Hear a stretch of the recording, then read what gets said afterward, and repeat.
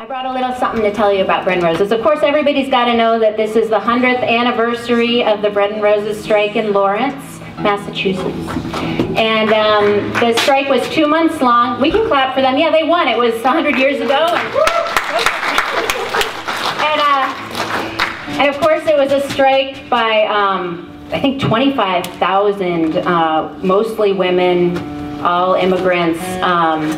And they worked in the mills, and they got really pissed off when 1 week the boss decided to cut their pay. I guess the state had cut the working hours down by 2 hours a week, and so of course American Woolen decided they were going to go ahead and cut people's pay, and the women said no.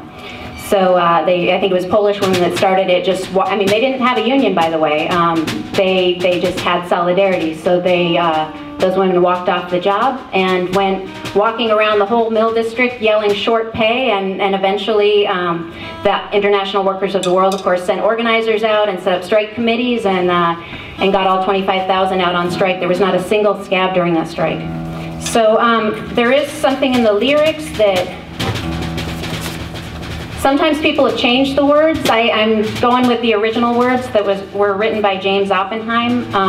A controversial line in the last verse says, the rising of the women means the rising of the race. And so I needed to look up, what's really behind that? What do we mean by that? Do we mean what I think we mean, which is the rising of the human race? And I think the evidence for that is that the IWW leader who was there talking to the workers on strike said, his name was Joseph Etter, he was one of the IWW organizers. He said, among workers there is only one nationality, one race, one creed. Remember always that you are workers with interests against those of the mill owners.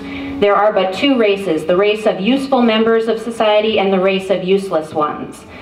So, so the vision that they had at that time 100 years ago, I hope we keep with us when we sing really loudly and strongly, which is a vision of a world where we share life's glories and an end to wage slavery. And in some ways they thought a lot bigger than what we can even think of today. But for them, let's sing this song. And if you're used to whatever tempo most versions are at, we're going to try to keep it up. Yeah. So, all right.